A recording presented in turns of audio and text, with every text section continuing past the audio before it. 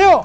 반갑습니다. 여러분의 역사 완성자 유산입니다. 반갑습니다 여러분. 좋습니다. 6월 모평 보시느라고 너무 고생 많으셨습니다. 수고 많으셨고요. 일단 전체적인 난이도를 먼저 말씀드리자면 전체적으로 좀 쉬웠습니다. 연표 문제가 예상보다는 좀 난이도가 높지 않게 출제된 여러 문제가 있었고, 그 다음에 과거 모의평가 문제보다는 전체적인 선지의 난이도가 그렇게 높지 않은 형태로 좀 많이 유지되었다라고 이렇게 말씀드릴 수 있을 것 같아요. 표를 보고 한번 말씀을 드리면 이렇게 되었습니다. 이번에는 좀 특이하게 이집트나 메소포타미아 문명 4대 문명 문제가 이제 1번 문제가 나오는데, 그걸 이 중국의 상나라로 문제가 나왔거든요. 근데 그게 이거를 중국 문명, 황허 문명으로 넣어도 되고요. 그냥 중국사 문제로 빼도 되는데 전 중국사 문제로 뺐습니다.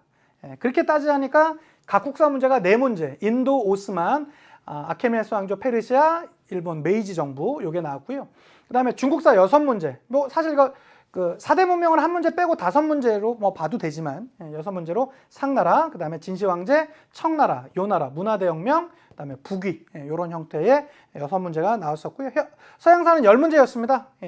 클레이스테네스랑 페리클레스, 솔페클페 그거 이제 나오는 문제. 그 다음에 에스파냐의 펠리페 2세, 이탈리아 왕국, 카노사 굴욕, 메로베우스 왕조, 미국 혁명, 그 다음에 프랑스의 제국주의, 러시아 혁명, 2차 세계대전 연표, 그 다음에 트루먼 독트린, 닉슨 독트린 연표 이런 형태의 문제가 나왔는데요.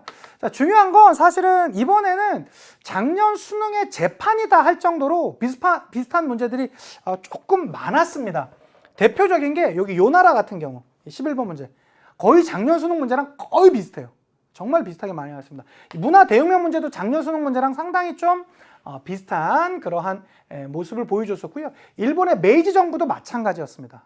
작년 수능 6번 문제로 여러분을 많이 괴롭혔었던 이 페르시아 문제 있었잖아요. 그 리디아 나와서 많이 어려웠었던 문제. 그게 사실 이번에도 다시 나왔지만 조금은 요건 좀 쉽게 나왔었고요. 요 3문제 같은 경우는 거의 비슷한 형태의 문제다라고 봐도 무방할 정도로 이제 비슷하게 나왔었고요.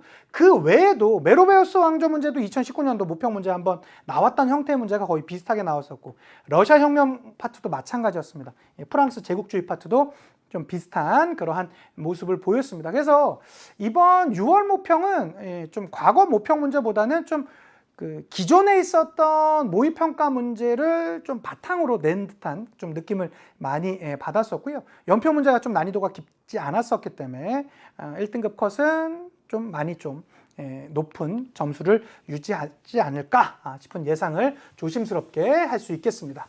자, 요거를 시기별로 한번 정리해 보자면, 물론 요 시기에 대해서는 예를 들어서 오스만 같은 경우를 제가 근대로 넣었지만, 오스만 사실 시작은 중세 끝에 정도 되거든요. 그러니까 나눌 수도 있습니다. 요거 그냥 제가 임의로 넣습니다. 오스만이 요때 더 많이 활동을 많이 했었기 때문에. 자, 고대는 상나라, 인도 마우리아 왕조, 진시 황제, 클레이스테네스 페리클레스, 그 다음에 아케메네스 왕조, 페르시아, 요 정도가 이렇게 고대 기원 전부터 한 AD 5세기까지 정도가 되겠고요.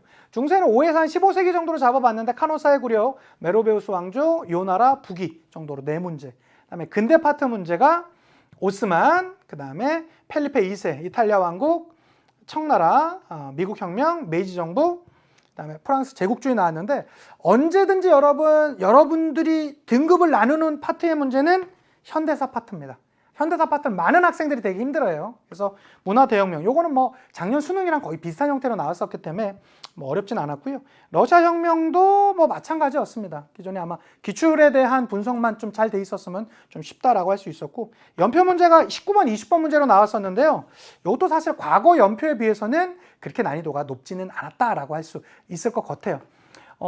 그럼에도 불구하고 우리가 다 만점 받은 건 아니잖아요. 이제부터 우리가 어떻게 준비해야 될지 한번 제가 간단히 말씀드리면, 수능 완성에서 심화적인 내용 제가 중간중간에 넣으면서 여러분들과 계속적으로 요거 수도 한번 쫙 정리한다라든가 건국자 한번 쫙 정리한다라든가 이런 것들을 하고 있거든요. 그러니까 수능 완성 들으시면서 심화적인 내용 제가 정리해 드릴 때 같이 따라와 주시면 좋겠고, 자, 수능 완성 이후 연표 특강, 이거 10강으로 대한민국에 나와 있는 연표 특강 가장 자세하게 하겠습니다. 모든 교과서 그다음에 지금까지 출제되었었던 모든 내용 제가 전부 다 여기다가 때려 넣고요. 여러분들한테 도저히 이거 틀리지 않게 수능 시험장 가서 완벽하게 여러분 만점 받을 수 있도록 제가 연패 특강 지금 준비 중입니다. 함께 해주시면 좋겠고 이번에 더 많이 확인된 것 같아요. 평가원 기출 문제, 평가원 문제. 그다음에 연계 교재, 연계 교재. 이번에도 연계율이 70% 가까이 지켜졌는데요.